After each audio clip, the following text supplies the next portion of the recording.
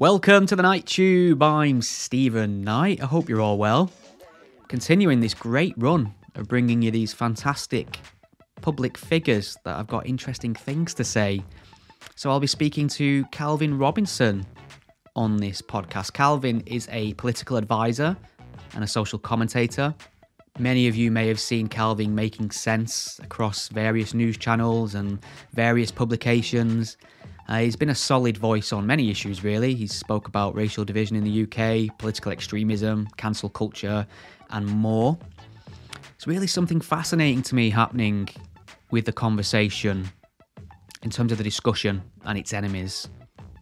So there's lots I agree with Calvin on, but he also happens to be a right-wing Christian. I myself am a left-wing atheist, but I think my attacks on religion have always stemmed from the way I felt religion suppressed freedom of expression, free inquiry, and worse.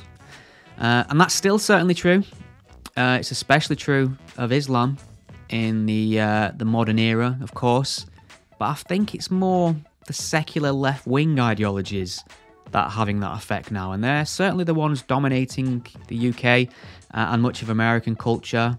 It's these godless progressive ideologies that are sort of telling us what we can and can't discuss, which words we can't use, which ideas are blasphemous, which opinions will get you fired, cancelled, etc. I mean, it's not Christianity that's pushing intersectionality in the workplace or critical race theory or the Black Lives Matter movement. And that's not to say that Christianity is a solution to these problems. It certainly is not. And I don't think we should get out of the way of monotheism for a moment if it ever tries to place itself where it doesn't belong. But what I found in recent years is that having discussions with Christians and conservatives is more productive and reasonable than it is when I have disagreements with people on the far left, and that's quite depressing, really. So even when we're disagreeing, for instance, I talk a little bit about Calvin with his faith on the show, and how he feels that informs morality, which is something I fundamentally disagree with. But we managed to disagree without Calvin accusing me of some sort of phobia or bigotry, which enabled us to go on to find areas of actual agreement, which to me is what good discussion is all about, really. And I find this sort of thing almost impossible with the far left. So that's really interesting to me at the moment, that it's a coming together across the political divide in response to this sort of ultra-woke progressive ideologies. It's amazing that the woke have somehow managed to unite baby-eating, godless atheists and right-wing Christian conservatives, but here we are. I mean, it's also true, of course, that the far right are impossible to engage with. But I suppose the difference is the far right are a sort of fringe collection of cranks in the UK with very little cultural or structural influence or power, whereas far left ideologies have become mainstream in our institutions, corporations, even some areas of government. So I think if we want to preserve, or reobtain rather, the right to speak freely, dissent against harmful ideas, and push back against the tightening grip of identity politics, then the response has to be bipartisan, doesn't it? It needs to include a whole host of people with varying political viewpoints and leanings. Anyway, enough from me. I think Calvin is always interesting to listen to, whether you agree with everything he says or not. He always expresses himself really clearly, and it's really been wonderful to see somebody of his intelligence getting the airtime, getting the attention, being brought in to discuss these issues and provide some balance to the status quo that appears to be pervasive across our media, newspapers, magazines, etc. So if you want to send Calvin some kind words, some feedback, he's on Twitter at Calvin Robinson. We delved into so many topics on this podcast, from the BBC to monarchy to faith, morality. Obviously, we spoke about cancel culture, race relations in the UK. So I'm sure there'll be lots there you'll find interesting, and let him know what you thought. A very quick reminder, the podcast is entirely listener supported. I work for you, essentially. So if you want to support the show, you can do so via PayPal or Patreon. For more info, please visit gspellchecker.com/support. I'll put the link in the show notes. Enjoy.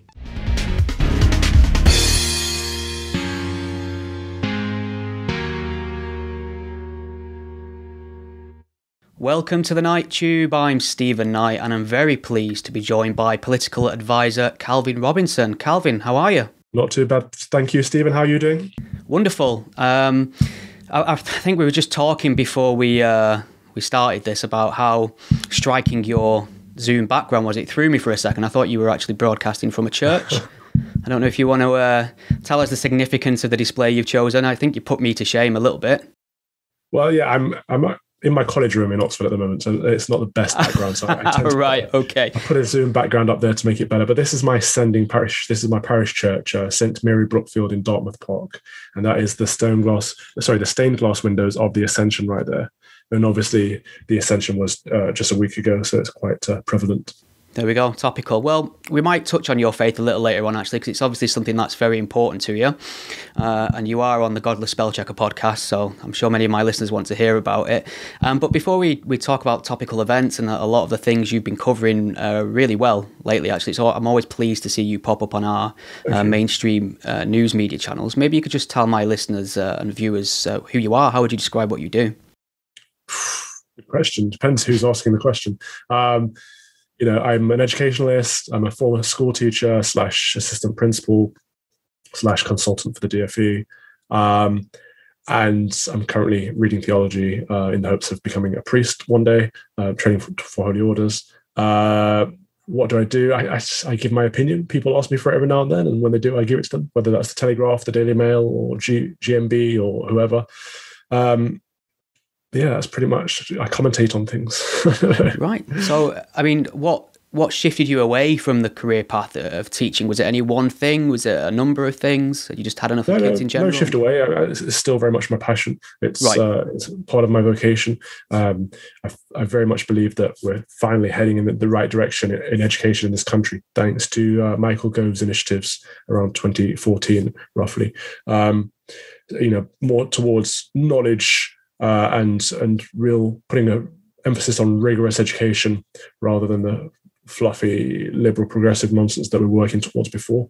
But as well as we are doing with all of that stuff, we are, giving kids a good academic education in places, not everywhere. But where we're doing that, we're not quite looking at the whole picture yet. We're not quite looking at the character of the individual. We're not sending out good Christians into the world. We're sending out kids with good grades, but then we're not always sending out good people. And that's the gap that I want to help plug. I was sort of with you up until the point you touched on the idea of sending out good Christians into the world. So many would argue, myself included, that sort of secular education is probably the best route in terms of objectivity. And I think you can, obviously faith schools do tend to do well. If you look at achievements, obviously, but I think once you start privileging Christianity in that sense, obviously other religions want a slice of the pie. So, how do you feel in terms of the Christian character being dictated at schools versus a sort of cultural version of Christianity that can arise more as a societal and a personal thing?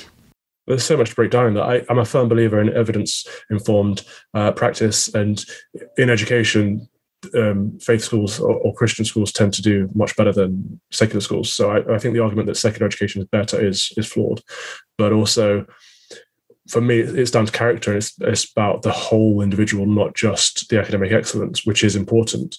But, good, strong moral values are important. And I know people will say, well, you don't need a faith to have that. Well, I would say, well, yes, you do. In this country, we do have good moral values, or at least we did have good moral values. And people say, well, we're not necessarily a Christian country, but we still have strong morals. And it's like, well, where do you think we get those morals from? They are Christian morals, they're Christian values that we have in this country.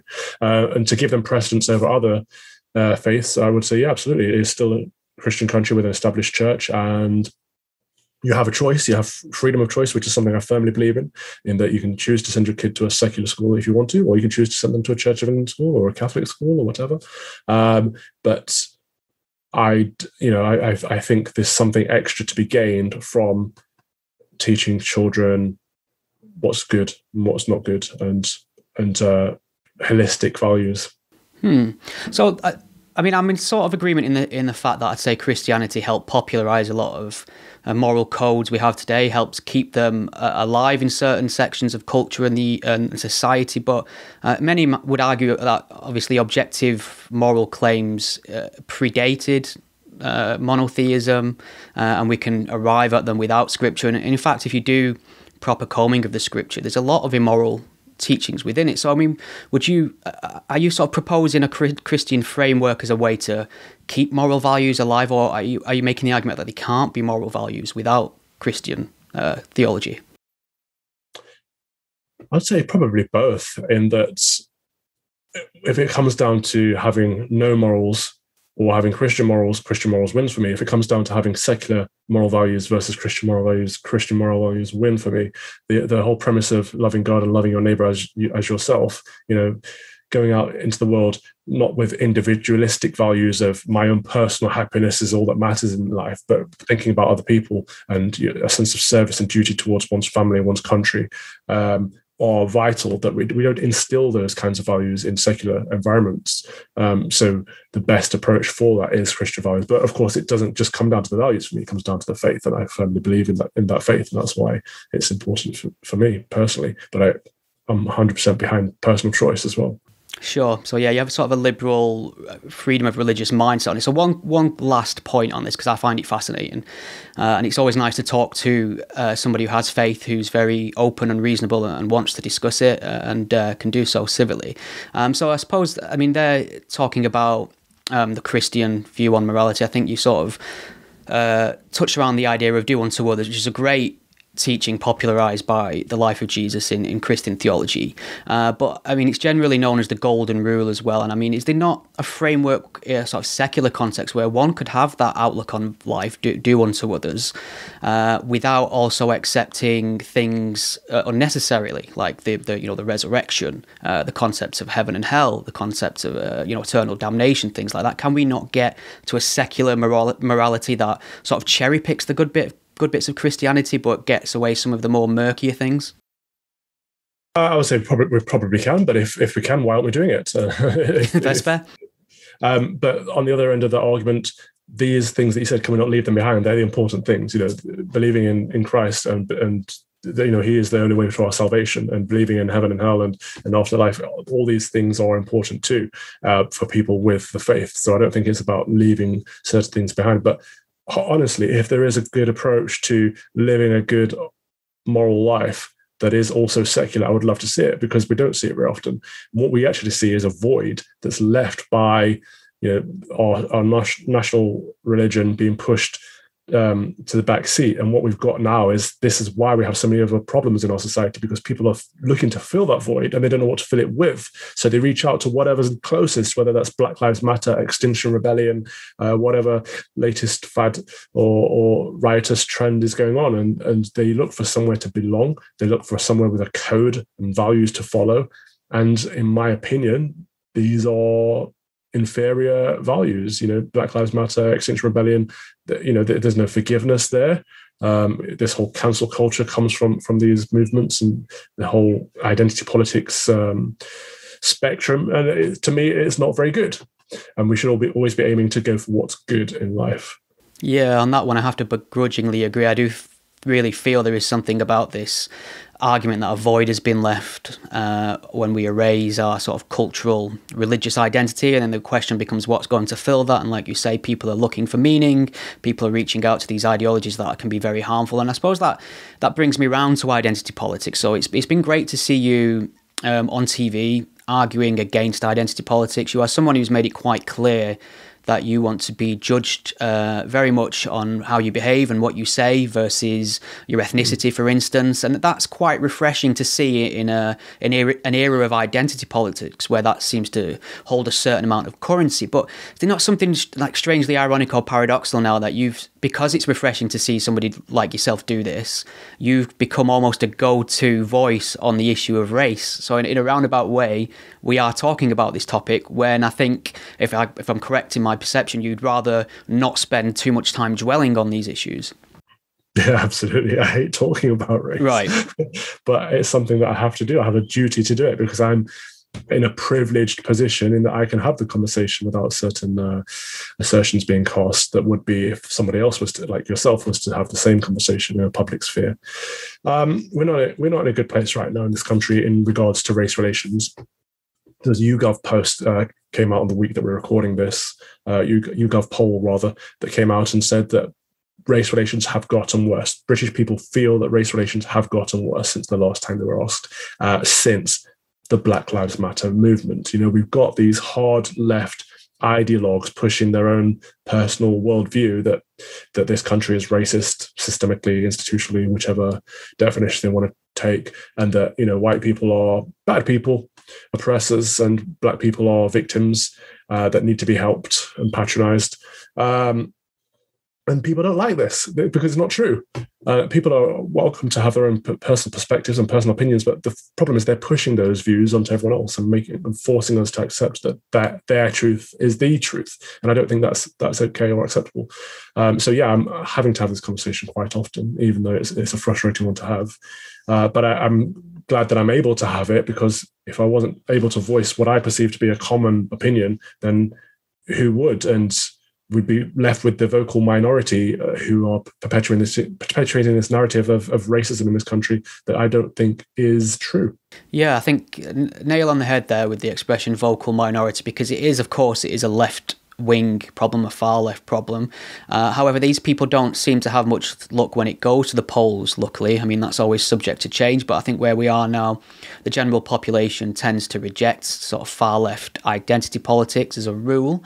Obviously, the more infested it becomes in academia, the media, things could swing the other way. But with us pointing down to it being a left-wing problem, people that speak out about it, me included, I'm actually on the left, just about hanging in there on the centre left.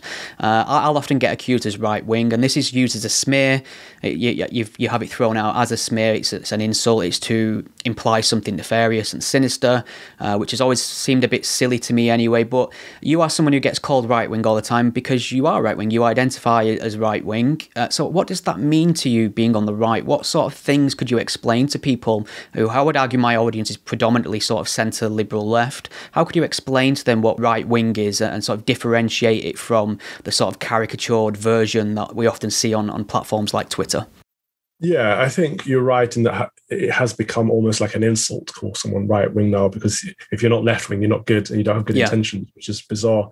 I would probably subscribe to being right wing if I had to choose somewhere on the spectrum, but I don't really like assigning myself labels. But what I mean by that, fiscally, I mean that I believe in fiscal responsibility and austerity measures and not living beyond your means, not creating debt for the next generation, just all of those kind of things. But socially and environmentally, I believe in beauty, so building architecture that resonates with people and is going to last, and not all this glass and metal nonsense we see popping up all over the place. It's just ugly these days. Like I think there's something to be said about having beauty in your environment and the place you live and protecting the environment. I think small c conservatives or people that are right wing tend to be environmentalist naturally, not to the degree of the extremists like Extinction Rebellion, but in protecting your neighborhood and looking after the world.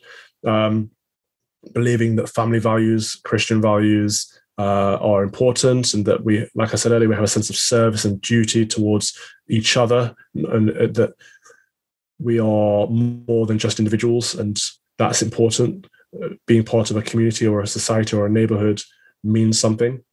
When I was growing up, we'd have people in my neighborhood would, if you're a kid messing around, someone else would tell you off, whether they knew you or not, or whether they're related to you or not. They wouldn't think two things about it because you belonged to that community and they were adult and you were a child, and all of that kind of stuff is gone now. Sense of responsibility, whether it's personal responsibility or wider responsibility, seems to have diminished. So I think all of these are pretty much right-wing values.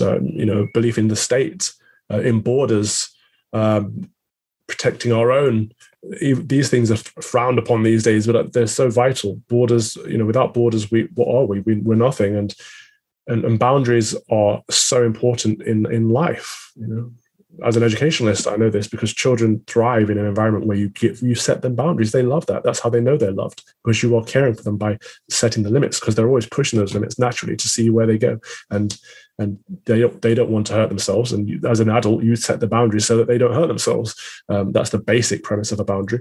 Obviously, it gets wider as you get older, but boundaries and borders and all of these things are so vital to our way of life. Yeah, I mean, I found myself nodding along to that, of course, and but part of me worries as well, because it's always been a generational aspect of, and I often worry that maybe we're just getting old, where we sort of look at children and go, cheeky kids, this wouldn't have happened in my day, and I find myself doing that time and time again, and I sort of, you worry for the future, but then I think, well, if you're looking at objective measures in terms of crime rates, opportunities, things like that, children now seem to be in one of the most privileged and aspirational eras on record since time began. So it does feel like things have got better in the general sense. I mean, how do we map on our attitude to these things versus what the data tends to show in terms of education aspiration for the younger adult? So the data backs that up. That's true. Like, kids these days are so privileged. They have a better education than we've ever had, and they're less disadvantaged. Generally speaking, kids have the prospects for kids these days is amazing. But this is why they're so entitled. This is why kids are so spoiled. And it's not to say that I want things to be worse for kids. It's great that they have a good start in life, or they have a good chance of a good start in life these days, generally speaking. But along with that, we've lost all sense of discipline, and we've lost all sense of wider purpose other than our own personal purpose. And those things ruin kids. And it's like I've said earlier about, having good grades is great, but if you're not a good person as well, what does that matter?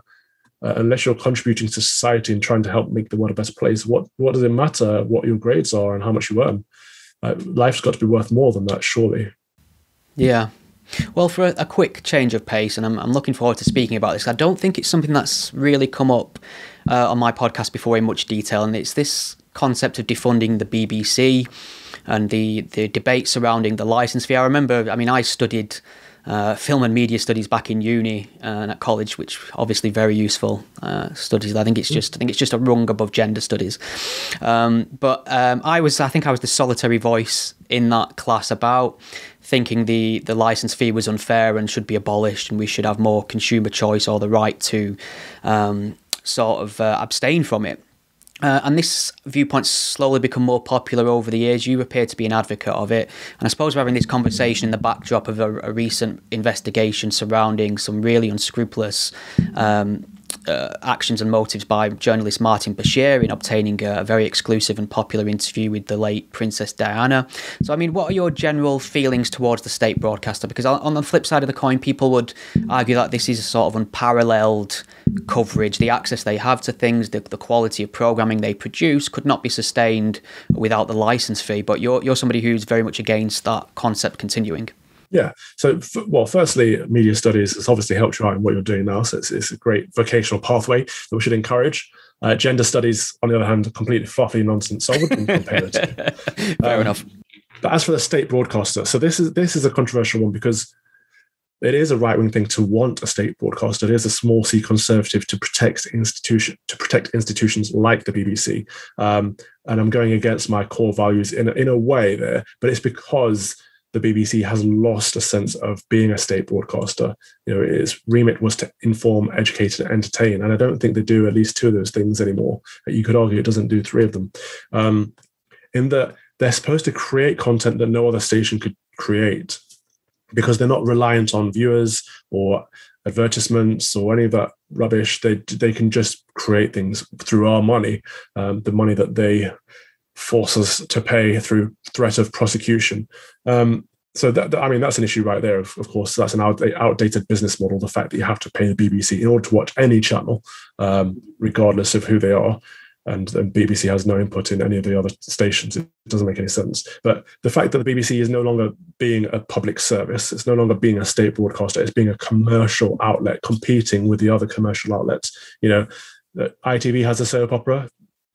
BBC starts a soap opera. ITV has a reality TV show for singing.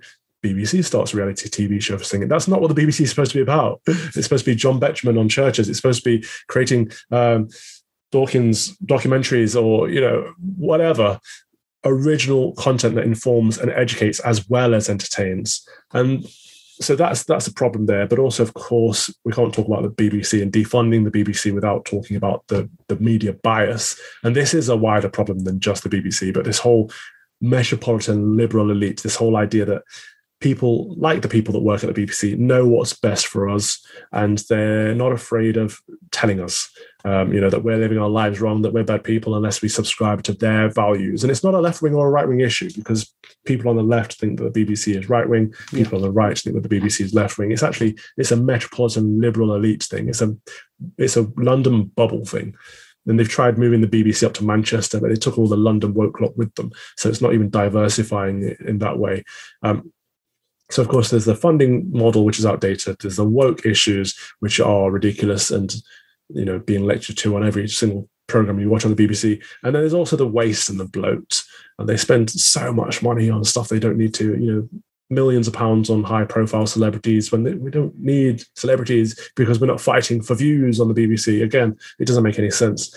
But then, of course, there's the corruption as well, which is something I don't often talk about. But obviously, you brought up the Martin Bashir and the Panorama thing, and the lies, the deceit, the manipulation, and the fraud, as well as the cover-ups behind that story, is just outrageous, and any other channel or any other media outlet would have been shut down because of it. So the BBC needs to be seriously investigated into what they did around Princess Diana and to Princess Diana and the results of that. If they're not defunded because of that, something serious needs to happen. They need to be held to account. It's not acceptable what they did. Yeah, I suppose it's interesting that smaller scandals have adversely hurt media outlets more than this one. But how high up would something like this go? Are we being fair in tarnishing a whole corporation, the state broadcaster rather, for something it seems like one person in his team did over 20 years ago now, and sort of applying that to the organisation as a whole, especially when they've sort of released the investigation and been fairly transparent with its findings? No, I don't think they have been transparent, because they covered up for a good 20 years, and it goes all the way to the top because the royal editor of the time was told to not engage with the royals about this. He was told to not talk to Princess Diana, to let Martin Bashir have a clear run at interviewing her, and he was going to do things confidentially and not talk to Kensington Palace about it. That's all underhanded. That's all against protocol. So the whole organisation is guilty. It's not just Martin Bashir. It's the way it was run, and the people that helped cover it up then at the time when the family complained, and since then have kept it swept under the rug. So it's definitely more than him, and the whole organisation, both the people there then and the people there since that have helped keep this wrapped up, need to be held to account. With you saying moments ago that you were almost betraying your right-wing credentials by being anti-BBC, a lot of people do tend to throw the BBC and the royals into the same category as a sort of an undemocratic institution that we pay into involuntary. It's all very quaint. It's based on a past tradition that's no longer applicable to society. Would you still, in that sense, be a monarchist? Are you a monarchist? Oh, 100% monarchist. Yeah, I think the monarchy is fantastic. It's one of the institutions that separates our country from many others. It's, you look at other great countries like America, they've got a flag that they'll get behind to try and unite each other. It's just such a non-entity. The presidential system of a republic is so unstable and fluid that, our Queen, bless her, Her Majesty, has met so many presidents over the years. She's been such a stable unit, such a stable institution in this country that helps bind us together.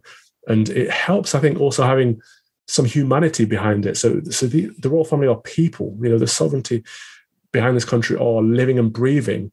So we can kind of relate to them in a different way than you can to a flag. And that helps with unity, or at least it should help with unity, because we identify with them as people rather than an icon. Yeah, I've had a slight shift in perspective in recent years over this. I would class myself as a Republican, but it's not something I'd campaign for. It's not something I'm particularly vocal about. I just feel it's undemocratic and slightly strange, borderline Dungeons and Dragons sort of nonsense. But as I've got a little bit older and I've seen the attacks on culture and the insistence on doing away with anything that defines or pays tribute to our history, I've become a little bit more protective of the idea of the Queen, especially I think we saw during the lockdown her I think her announcement tended to lift the national mood a fair bit. And you have to ask, if I were to get my way and we're down with the monarchy sort of attitude, what sort of thing could replace that in our national psyche? I imagine that would take. I imagine that would be a huge hit on our national character and identity going forward without the monarchy. And I don't know where I am in this. In terms of on principle, I'd say I'm not for it, but in terms of what it does for our identity, our history, and our cultural character, I think it is in the plus margin. So it's something I'm going to have to grapple with a bit more, I feel. People around the world love our monarchy, don't they? Yes. It's such a status icon around the world. It's a constant cause for debate in my house. My partner, she is a full-on history buff and monarchist, and I can't single negative phrase about the Queen is practically treason in this household. Right, so yeah, exactly. So yeah, okay. So I mean, if we go back to this idea of Christian sort of character in schools, and that you feel this would be the best way forward for children, and there is something to be said for having sort of a national identity to rally around, and I completely agree with this idea of a void. But then do we not have to grant, say, the right of Muslims to have the same institutions, set up madrasas and educate, quote unquote, their children in their religious identity? And we've seen what sort of problems that can cause. So are you sort of proposing that England's Christian and a Christian character is good in schools for children, and that other faiths are free to do what they want? Or are you solely in favour of going the Christian route? It's an interesting question, because it's always proposed in this way. Whenever you suggest that a Christian education is the best form of education, people say, but what about the Muslims? It's always, what about the Muslims? I find that fascinating. I've seen some really good Jewish schools as well, by the way. So faith and Roman Catholic schools. So faith schools can be really fantastic, but it's beyond education. We have to address this question as a nation, say, which values do we subscribe to? And I think we need to get to a point where we really say, put a nail on our flag and say, these are our values. And I tend to think that most British values are Christian values, not exclusively, but most of them are. And we have to say that as a country, these are the values that we subscribe to. And whatever our border policy is, whatever our immigration policy is, if people who are welcome to come over here and live here, if they want to do that, they have to subscribe to these values. I think the problem we have is that we've tried to be too multicultural, in that we've watered down our own values in order to not offend anyone else's. And what we need to do is become inclusive in the true sense of saying, yeah, you're welcome to come here. You're welcome to bring your own culture, your own values. But if you're living in this country, these are the values that we expect people to subscribe to. Democracy, the rule of law, tolerance of people of different faiths and none.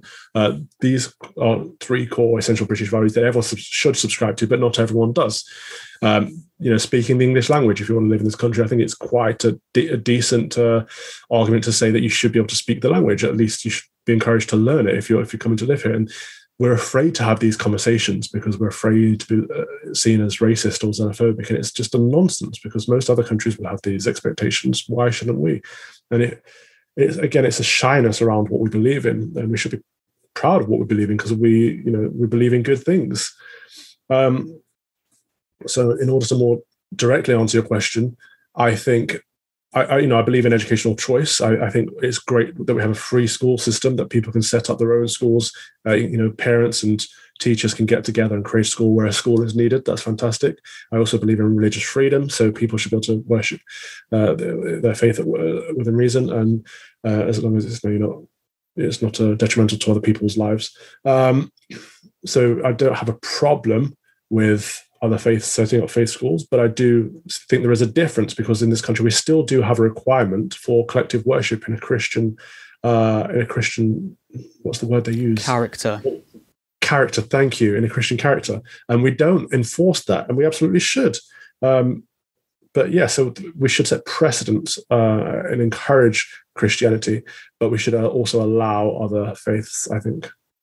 Okay, well, I feel like I could talk to you about that particular topic for another few hours. So, shifting focus, and I suppose it ties back into this idea of failing to assert our values, British values, which I obviously agree includes people who have come to live here and adopted them values. It's not a case of sort of white British versus everyone else. It's British, I find, are quite accepting an open national character. But every couple of years, and this is a topic guaranteed not to cause any heat, we see Israel and Palestine kick off again, and the blue ticks seem to lose their head. The chattering classes come out with some of the most amazing statements, and we see anti-Semitism rise and rise and rise on the streets. And this time round, as some of the scenes we've seen have been absolutely staggering and terrifying, I would imagine, for many of our Jewish citizens and anyone who tends to care about people in general. And is this point we've got to where we have people openly declaring anti-Jewish hatred on the street under the guise of Islam, usually. We've seen them advocating jihadism, quoting bin Laden, convoys from Bradford driving through Jewish areas in London. Is this a result of a failure of staunch liberalism, a pushback against ideologies and the fear of offending certain cultures? Absolutely, 100%. These Islamists that are out there calling for jihad and calling for the downfall of Jews need to be told that it's not acceptable. That's anti-British. You're not allowed to do that here. We don't support that. And they need to be clamped down on. But it's a wider issue than just values. This is an issue of crime. A lot of these things are already crimes, and we're not tough enough at the moment. These blooming people driving around waving Palestinian flags out of their cars, kicking Jewish people and assaulting them and offending them and just being disgusting human beings are allowed to get away with it. I don't know why. Where are our police? Where's our law enforcement? We should be really, really stomping all this anti-Semitism out of our society, because it's not acceptable. We've never been that kind of country, and we can't allow it to become that kind of country. This really comes down to what I was saying earlier, in that we have a set of views, a set of values, a set of beliefs, and if you don't subscribe to them, you know where the door is. It's not okay. Yeah, I saw. I mean, you made a good point on your Twitter, and it's something many people have noticed over the years, this sort of alliance between the far left and Islamist around anti-Semitism. And I've always found this conflict, or the obsession with this conflict, rather strange anyway, and slightly suspicious. And maybe that's uncharitable. I suppose people can have genuine empathy for the plight of the Palestinians, but I often wonder why just this one particular conflict, where this fairly small skirmish, if we're going to be objective in terms of world conflicts and things that are currently happening at the moment, seems to take up all the attention of the left for some reason. And we see the Labour Party really lean into it. Anyone who's left on Twitter seems to have an opinion, and it always falls one way. What is the obsession, if we're going to be charitable and say it's not anti-Semitism, what is the obsession with this one particular conflict, do you think? Well, first of all, I think it is anti-Semitism. Yeah, that's my suspicion too. I think it's atrocious that Jewish people in this country feel like they have to tell their kids not to wear a kippah in public at the moment, and not to show their faith publicly or overtly through fear. We've reached that point in this country right now. That's beyond me. We're looking. I hate to draw parallels to 1930s Germany. I really, really hate when people do that. But that's how it must feel for a lot of Jewish people right now. And we need to push back against that. Where is this coming from? Why is this happening? For some reason, the far left have been courting Islamism for so long. I don't know the reason. I honestly don't know the reasons behind it, but it is an anti-Jewish thing, and it's also a pro-Islamist thing. And I don't get it, because Israel is the only democratic state in the Middle East. It's one that we supported when they were founding it, and it's one that we should continue to support. We should be encouraging democracy all around the world where it doesn't exist, surely, because that's one of our core values, one of the core three at least. I don't get why elements of the far left are so against democracy and so against Jews and so in favor of Islamism and terrorism. And, I've seen literature on our streets saying that Hamas is a democratically elected government, and all the propaganda that we're peddling over here. I think it was democratically elected when they had the one election. How many years ago was that now?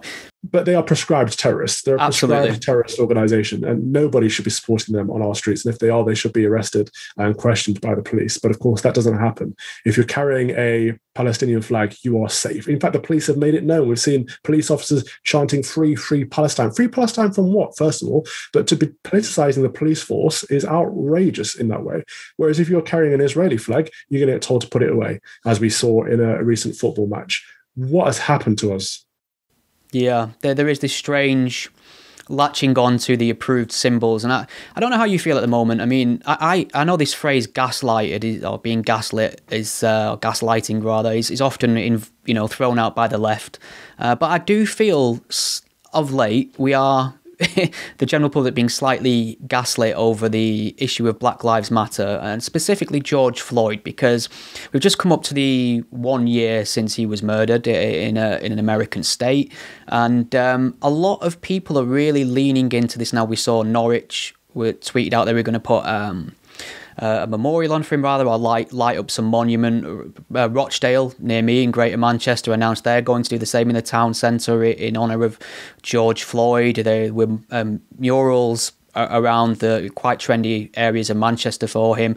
And I don't know a single person who didn't agree it was a grave injustice that he was murdered the way he was, but it seems to have crept over into treating him somewhat of a martyr now, a beacon of virtue. And I suppose one of the most uncomfortable things for me really around this whole episode, and something I feel uncomfortable saying out loud depending on what company I'm in, but I don't even think we can trace his actual murder back to any sort of racial motive anyway. So we've got this one individual who, for no objective reasons that we have or evidence, it suggested that he was murdered for being black. And on top of that, we're also having him lifted up as some beacon of virtue when we know he's got a quite fairly violent criminal record. Now, none of that would suggest he deserved anything that happened to him, but how have we got to this place where he's sort of become a poster boy for quote-unquote racial injustice? Very fascinating, this whole thing. First of all, I should say, I prayed for his soul. I prayed for the repose of his soul this week at Mass, as I would for anybody. I think it's awful what happened to him. But like you said, it's not clear if it was an incident of racism or an incident of police abuse, or I don't want to go into the ins and outs of it because, to be honest, it's a foreign drama to me. What's more interesting is how that drama has been imported over here. And you mentioned, people treat him as a beacon of virtue, almost like a martyr now. And I find that hypocrisy really fascinating, because the far left have been trying to tear down our statues of anyone that's not perfect and anyone that's got a slight past or in any way in this country. Yet at the same time, they want to hold memorials for George Floyd, who was a convicted criminal. That's fascinating. He wasn't, it's not nice that he died, but he wasn't a good person. So the hypocrisy and the double standards that at play are baffling to me. Just because he's black, he can get away with being a bad person. Interesting. As if being black makes you above reproach, which is often the case, as we see with people like Meghan Markle. You can't criticize them because they're brown. It's not okay. I think Diane Abbott pulled that one the other day as well. Yeah, she did. Yeah. Bless her. She made an outrageous statement about Sasha Johnson, someone else that I've been praying for this week. And it's awful what happened to Sasha. She got shot due to what now appears to be gang violence.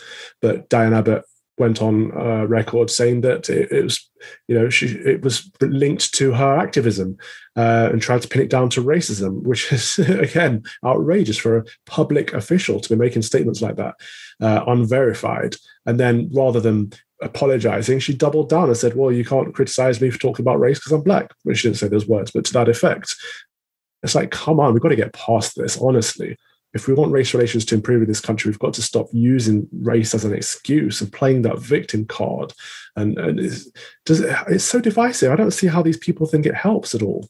Yeah, and I think you be well aware, of course, that a lot of time black is proposed as an ideology rather than a skin colour, or depending on how convenient it is to invoke one or the other. And you yourself, unfortunately, have had some rather racist comments directed your way and been labelled a race-traitor on occasion.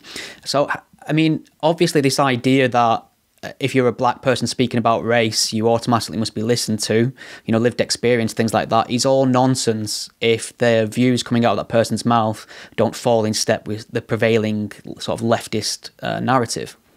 Yeah, listen to black people, but not those ones, these ones. It doesn't make any sense. And the whole race-traitor thing gets on my nerves. There's only one race that I'm loyal to, and that's the human race. The idea that we are separating people into races based on their skin pigmentation is quite a modern idea. It is a social construct. We talk about things being social constructs that aren't, but race actually is one. I'm reading a Medici novel at the moment. I'm a big fan of that period of history, but the way that people in medieval times saw race is very different to how we see race today. And we forget that because we take our lives for granted and think that it's always been this way, even though it hasn't. But even if we do subscribe to the idea that people are different races based on their skin color, I'm not entirely sure how that should be translated into personality types and beliefs and politics. None of it makes any sense. Obviously, as you know, this is something I'm battling against every day, but it's just because my skin is browner than yours, I should think differently to you. And why is that? To me, that sounds like racism, but it's hard to hold a mirror up to these people that are saying you have the wrong opinions for someone that looks like you, because they don't see the hypocrisy of their ways. Yeah, and it feels really tragic to me that we appear to be going backwards on this message, because I went through the schooling. I was born in the 80s, went through the schooling system in the 90s, and there was this big concerted effort just on the back of the 80s, which was some very dark days for minorities in the country.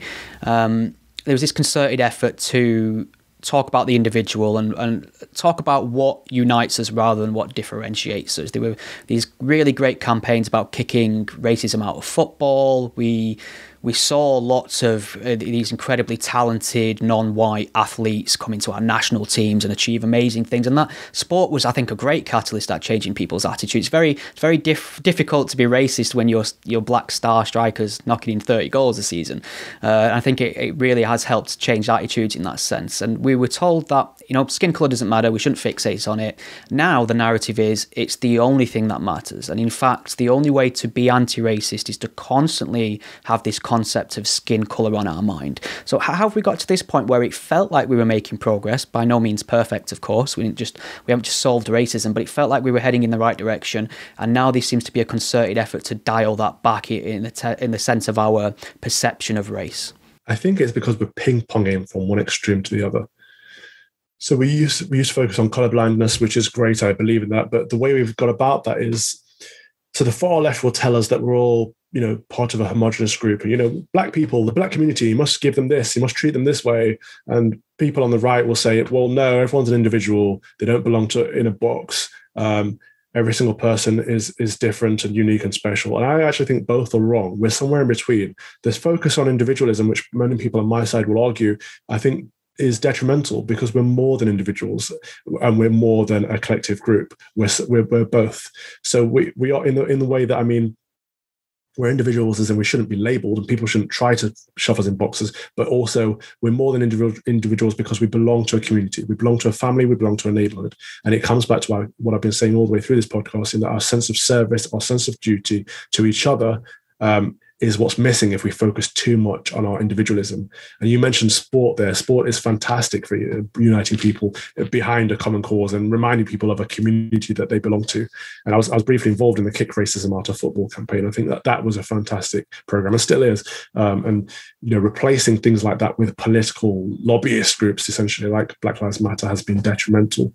And you mentioned being anti-racist, and that's another one of these blooming ideologies that doesn't make any sense, because they say it's not enough to not be racist, you have to now be anti-racist, in that either you're with us or you're against us. And again, it's too polarizing, it's too binary, and it's not true. Not many things in life are that black and white. There's a sense of nuance missing. And I think it is better to be non-racist or to not be racist than it is to either be a racist or to be an anti-racist, because it's the anti-racists that actually are hurling quite a lot of racial abuse at people they disagree with that happen to be brown, like myself. So in my eyes, the anti-racists are just as bad, if not worse, than the racists quite a lot of the time, because they are racist. Don't focus on being anti-racist. Focus on just not being a bad person and not being a racist. That's great Which advice. Most people aren't. Most people are naturally colorblind, I think. When you put kids in a nursery together, they play together and they have fun, and they don't realize what color is until we introduce it. We teach kids to look for differences in each other. We teach them racism. So if we stop going on about it, maybe we'll end up with a generation that doesn't care. Yeah, that's really interesting. I mean, harking back to it, I think we were talking about the BBC being a sort of elite London problem. And I often find a lot of this talk around minorities does talk about them like they're infants, like the victims. And I'm from sort of a sort of working class northwest Manchester background, and there has not been a single year of my life in terms of school, jobs, society where I've lived where I haven't mixed with people of different ethnicities, different colours. It's not a novelty to people in these environments, but it feels like they're almost fetished by people who don't live in environments. I mean, that's the kind of feeling I get looking in on these issues, where it feels like they could do with just spending time with people they claim to represent. Absolutely. And it's always the same way, isn't it? It's people that get offended on other people's behalf. And they quite often they're well-intentioned, they're well-meaning, they think they're doing something good to support people, but it's patronizing, if not condescending, and they're looking down at people as if they're different and they need some kind of help. And it's not true. Most people have issues in their lives, but most of those issues don't come down solely to their race. And you're not going to you're not going to improve someone's life by focusing only on their race. And that's the thing that we need to get across, I think. In this country, class is a much bigger divider, and that's something that the left used to realize and champion, and they've lost that. I don't know why they've lost that, but I have my suspicions. But if they could refocus on that, like the right seems to be doing now, then we'd be in a better place. And I think the Conservatives are going to step up and be the party for the working classes. And if they're going to do that, that's going to be fantastic, because we do need to focus on this class system. We do need to plug that gap, the social divide that I think has been widening over the pandemic for a whole host of reasons. And we need to improve everyone's life chances. Yeah, for sure. So how much do you think social media plays into this derangement that we're seeing? We used to see all these insane views online, and we used to see how easy it was for other people with insane views to communicate and kind of band together and create little online factions. But I often felt fairly smug and safe in the fact that this didn't tend to spill over into everyday life. And unfortunately for me, it feels like that's changed somewhat. It does feel like social media rhetoric is informing our news cycle. It is changing the way people do respond to things in person, in public. It is helping people to put real and sustained pressure on organisations and institutions for saying the wrong thing, hiring the wrong person, etc. How much of an issue has social media been for us on the culture, do you think? So I think on one side, social media is the devil's playground. It's a cesspit, and I hate it. I use it for work, but I think it's a mistake. I think social media was a mistake. Turn it off. Great. Yeah, it sounded like a great idea at the time, and I was straight into Twitter when there were like 10,000 people on there. I loved it, and it was a community, and we talked to each other, and we all knew each other at the beginning. And now it's evolved into a monster. And you're right in that the values on social media do seem to line up with the values in mainstream media and in Westminster at the moment. There seems to be that, what I call the metropolitan liberal elite bubble. They don't look out to the wider world, and people that don't even log on Twitter or Facebook, and people that live outside of the M25 who kind of don't pay any attention to all this nonsense that's going on. But so we need to step away from social media to some degree, but also realign mainstream media and Westminster with the rest of the country and tell them Twitter is not real life. But the problem with people focusing on it is that they see, this whole cancel culture comes from the idea that certain opinions should not be voiced and certain people need to be shut down. And what's worrying about it being all social media heavy is that big tech has so much influence right now. Twitter is, where a lot of people get their information from, and Facebook likewise, and Google and Amazon. These big tech companies control what is infrastructure. Essentially, it's not a platform anymore, and it's not a publisher. It's bigger than both. And we've reached a point where they could shut down a sitting president of the United States of America. They could take away his voice to his audience, essentially, in a large part of his audience. And a lot of people aren't worried about that because he was perceived to be a bad guy. But the point is, that's anti-democratic. It's not even authoritarian. It's dictatorial. It's the social media companies having more power than our elected politicians, and that should scare anybody, no matter who the person is and how much you disagree with them. Yeah, the power they have over the public discussion. I mean, this is obviously used as an example a lot, but I believe it rings true that Twitter, social media has become the public square in modern times now. And to have private companies just decide who can be plucked for almost arbitrary reasons many times, and it always tends to be people who lean right than left. I don't know if that's my particular bias in what I see. And I like to, how have we got to this point now where, in terms of freedom of expression and language, where we're talking about words being literal violence again, to the point where we can't have somebody say, men aren't women on Twitter, because that's harmful, that's dangerous, that could hurt a certain group. We can't have the President of the United States saying whatever he chooses to tweet out that week, because that might be harmful, this and that. How have we got to this point now where we're treating the public as infants that can't hear other voices and opinions on the off chance it may cause, some civil unrest? Yeah, snowflake culture. People are afraid of being offended and afraid of causing offense. But it's just so subjective. Who decides what's offensive and what's not offensive and what's harmful and what's not? We should have a right to be offended, absolutely, but we shouldn't have a right to stop people from offending. I'm 100% behind free speech and free expression. It's vital to any healthy democracy. And the moment you say that certain things aren't allowed and certain opinions aren't allowed, even if they're scientifically backed up, then you're edging on very dangerous ground. It's kind of like the modern take on book burning territory, really. So how are you managing social media? Because you're obviously somebody who's spends a lot of time debating very controversial topics on our mainstream news media. That's going to invite a lot of positive attention, but obviously a lot of negative attention. And I often feel that once you get to a certain level of Twitter followers and popularity, it just becomes an impossible game to keep on top of what's worth your time and what isn't. Do you have any tips on how it's best to manage social media? Have you got any techniques that you want to impart? Yeah, it does become noise at some point, but I really, really like to engage with people, and especially people that are positive. And if I can make a difference in their lives, I think it's important that I do. So people that have reached out privately and, about conversations that I've had publicly, and they can't have them publicly, and they thank me for that, I'm really usually happy to engage with those kinds of people. And people that are supportive, or, people that engage positively or retweet or whatever, I like to engage with them. But if somebody is even the slightest bit rude, I'm not even talking abusive. If someone is just nasty, I just instantly block them these days. I figure, they're not worth my time. If somebody wants to be negative, take it elsewhere. I don't owe them my time. I don't owe them anything. And people, they can call me a snowflake if they like. They can call me sensitive. I don't have the time of day for their negative attitudes, and they don't belong on my timeline. They don't deserve to be on my timeline. So I block indiscriminately anyone that's slightly nasty. If people are nice, I'm nice back to them. If they're nasty, they're not even on my radar. And I don't worry about numbers, even if they follow me or whatever. If they're just gone, they're blocked. And I don't worry about creating an echo chamber either, because people from the left are just as nice as people from the right.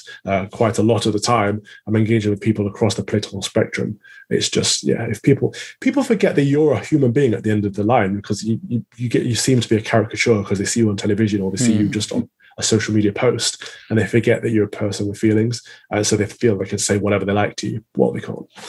Yeah, that makes sense. Yeah, so you touched on something there that really resonates with me, this idea of people reaching out privately and saying, I sort of agree with you, or they're grateful for you having said something, but they openly admit they're in a position where they can't say that. And I would say every time, really, the opinion that they're afraid of professing is a very standard, normal opinion that most right-minded people in the country would have, yet they feel that they can't say these things out loud anymore. So how have we got to the point, I suppose this will be my final question, where a vocal minority has got such a chokehold on the Overton window, or the public discussion, that you can't, or people are afraid of saying things out loud that are really quite benign statements on the face of it? Yeah, so the Reclaim Party did some polling and found out that the majority of people are afraid of voicing their opinions now. So we need to re-enshrine our beliefs in freedom of expression in this country. I know there's a free speech bill potentially going through that would help with that, but we need to stop saying to people, you can't say that, and we need to cut out all the political correctness, because you can say that. You can say what you like, unless you're in Scotland. And we need to make it okay to have opinions that other people don't share, and we need to be able to challenge those opinions if we feel they are offensive or they're wrong or to our beliefs. We need to be able to say, actually, I don't believe that, and this is why. And we need to have open debates again. And genuine, free conversations without being afraid. And it is because social media, mainstream media, and the Westminster bubble are all too aligned right now. We need to separate that out and remind our politicians that most people in the country are not woke. Most people still, I believe, are small c conservative, as the voting suggests and as the polls suggest, and believe traditional normal things like, you're better off in a stable family, or that there are only two genders, or that, being white doesn't make you naturally inherently racist. And, just typical things that people have always believed in this country that now we're told are inappropriate. That's great. Well, Calvin, this has flown by. I really appreciate you taking the time. All the things I see you speaking about on the news, I find myself nodding in agreement. And some of the things that I probably don't agree with, I'm very grateful for the way you express it. I always feel I can engage with what you have to say as well. So thank you very much for speaking to me today. Is there anything you want to point people towards before I let you get back to what's left of your afternoon? Not at all. Thank you for the invitation. It's been a pleasure talking to you. Absolute pleasure. Thank you, Calvin. God bless. Wonderful.